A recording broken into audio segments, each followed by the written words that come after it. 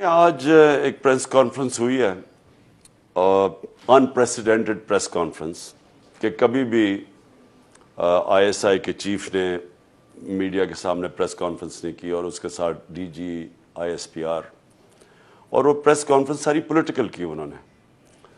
تو نارملی تو وہ سیکیورٹی میٹرز پہ کرتے ہیں پریس کانفرنس، اور جو سیکیورٹی میٹرز کے باہر پریس کانفرنس ہوتی ہے وہ تو کرتے ہیں جو پولیٹیکل گورنمنٹ ہے. تو منسٹرز اویلیبل ہیں، ان کا کام تھا پریس کانفرنس کا، لیکن انہوں نے ایک انپریسیڈنٹڈ آج سٹیپ لیا. اس کے اندر انہوں نے واضح طور پہ کہا ہے کہ ہم پولیٹکس میں شرکت نہیں کریں گے، ہم پولیٹکس سے باہر رہیں گے.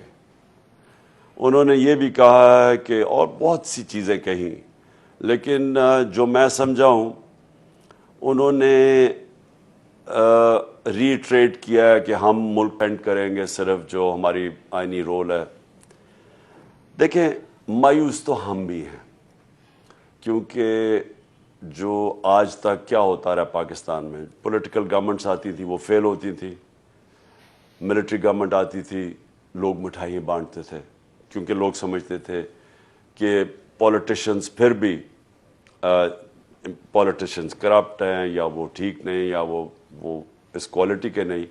تو جب فوج آتی تھی لوگ سمجھتے تھے اب ڈسپلن آ جائے گا، اور لوگ اس کو سیلیبریٹ کرتے تھے.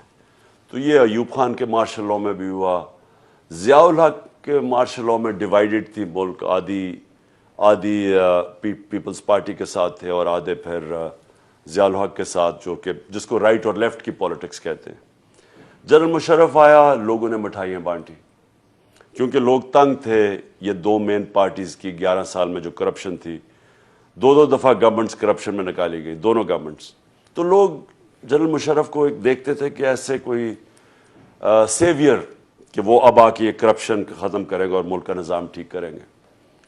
لیکن اس باری کیا ہوا ہے؟ اس باری جب گورنمنٹ ہٹائی گئی ہماری اور یہ رجیم چینج کانسپریسی جو تھی، وہی دو پارٹیز آ گئیں جن کے جانے پہ جنرل مشرف کے دور میں سیلیبریشن ہوئی ان کی کرپشن کی وجہ سے، اور جن کی وجہ سے مجھے ووٹ پڑی.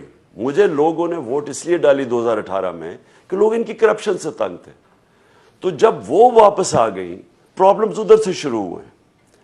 اب تاثر یہ ہے کہ جناب جو اسٹیبلشمنٹ ہے وہ ان کے ساتھ ہے، جو ان کے ساتھ اٹیچ ہوتا ہے لوگ سارے ان کو برا بھلا کہیں گے، کیونکہ لوگ ان کو تو چھوڑے، انہوں نے جو آپس میں ایک دوسرے کے خلاف کرپشن کے الزامات لگائے ہوئے ہیں 30 سالوں سے، وہ ساری قوم کو یاد ہے. تو جو پیپلز پارٹی کے سپورٹر ہیں وہ تو کنونسڈ ہیں کہ نواز شریف کرپٹ ہے، اور نواز شریف کے سپورٹر سمجھتے ہیں زرداری کرپٹ ہے، اور جے یو آئی کے سپورٹر سمجھتے ہیں دونوں کرپٹ ہے. اور انہوں نے کیا ایک دوسرے کو کرپٹ کہا ہوا ہے، الزام لگائے ہیں، زرداری کو جیل میں ڈالا ہوا ہے. تو جو بھی ان کے ساتھ ایسوسیٹ ہوگا، یہ چاہے جو مرضی ہو، جتنا مرضی لوگ اپنی فوج کو بھی اسٹیبلشمنٹ کو پسند کریں، لیکن اگر ان کے ساتھ جو لگے گا وہ اس کو لوگ اچھی نظر سے نہیں دیکھیں گے. یہ پرابلم ہوا ہے اس باری. ہماری پارٹی کو تو بڑا فائدہ ہوا ہے، جب یہ سارے اکٹھے ہو گئے لوگوں نے تو ہمیں اور سپورٹ کیا. اور جب لوگوں کو یہ بھی پتا چل گیا وہ جو سائفر، وہ تو اب خود ہی گورنمنٹ سامنے لے آئی ہے، تو جو سائفر کا پتا چلا کہ بیرونی ملک کانسپریسی بھی تھی ہٹانے کے لیے، اور لوگوں کو غصہ ہے. لوگوں کی عزت نفس کے اوپر فرق پڑا. لوگ پرائیڈ اور ڈگنیٹی چاہتے ہیں، لوگ خودداری چاہتے ہیں. قوم ہماری خوددار ہے. تو ایک وہ ریئیکٹ کیا، اور ایک ان کے سارے جو کرپٹ لوگ اکٹھے ہو گئے، اور پھر انہوں نے اپنے کرپشن کیسز ختم کرنے شروع کر دیے، اور قوم کی معیشت تباہ کر دی. اکانومی نیچے چلی گئی. جو ایک 6% پہ ملک گروتھ ریٹ چل رہی تھی وہ نیچے چلی گئی، اور انہوں نے آ کے اپنے کرپشن کیسز ختم کری. تو ان کے اگینسٹ نفرت ہے قوم کی، وہ ریفلیکٹ ہوئی. جو بائی الیکشنز آئے، انہوں نے پوری کوشش کی. الیکشن کمیشن جو بالکل ان کے ساتھ ایک ان کا حصہ ہے، اس نے مل کے ان کے ساتھ سازش کی، اس کے باوجود ہار گئے. تو اس وقت سٹیج یہ ہے کہ اسٹیبلشمنٹ کا صرف ایک رول عوام دیکھنا چاہتی ہے کہ وہ اس ملک میں free and fair election facilitate کریں، کیونکہ پاور تو ان کے پاس ہے. پاور بروکر بن کے ایک فیسیلیٹیٹ کریں فری اینڈ فیئر الیکشن، جو ایک ہی حل ہے ملک کو اس عذاب سے جو دلدل میں گھس رہا ہے ملک اسے نکالنے کے لیے. کیونکہ خود ہی شہباز شریف کہہ رہا ہے اب ہمارے پاس تو پیسے نہیں قرضوں کی قسطیں دینے پہ، وہ اب خود ہاتھ کھڑے کر رہے ہیں کہ جی ہم تو دنیا امداد کرے، ہمارے پاس یعنی ملک ایک ڈیفالٹ کی طرف جا رہا ہے. تو جب یہ خود ہی کہہ رہا ہے بانڈز کریش کر گئے ہیں پاکستان کے پاس اس وقت کوئی کمرشل بینک پاکستان کو قرضے دینے کے لیے تیار نہیں ہے. تو اس وقت ایک کرائسس سچویشن ہے. اس سے نکلنے کے لیے لوگ ایکسپیکٹ کرتے ہیں کہ جو اسٹیبلشمنٹ ہے فری اینڈ فیئر الیکشن کروائے. وہ کیوں کروائے؟ کیونکہ اس سے پولیٹیکل سٹیبلٹی آئے گی. پولیٹیکل سٹیبلٹی آئے گی اور اس کے بعد پھر اکنامک سٹیبلٹی ہوگی.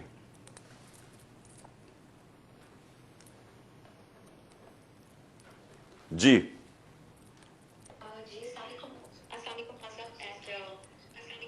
میرا کوشچن تو نہیں ہے، بیسیکلی میری آپ سے ایک ریکویسٹ ہے. سب سے پہلے تو میں نے یہ کہنا تھا کہ انشاءاللہ ہم سب کو اوورسیز پاکستانیز کو یہ ہمیں پر امید ہے ہم کہ یہ لانگ مارچ بھی کامیاب ہوگا، آپ کامیاب ہوں گے انشاءاللہ، اور یہ پاکستان کی کامیابی ہے انشاءاللہ. میری آپ سے ریکویسٹ ہے آن بہاف آف برٹش پاکستانیز، میں یہاں یو کے میں ہوں، کہ جیسے ہی آپ کا لانگ مارچ کامیاب ہوتا ہے انشاءاللہ آپ نے پلیز ایک دفعہ لندن آنا ہے.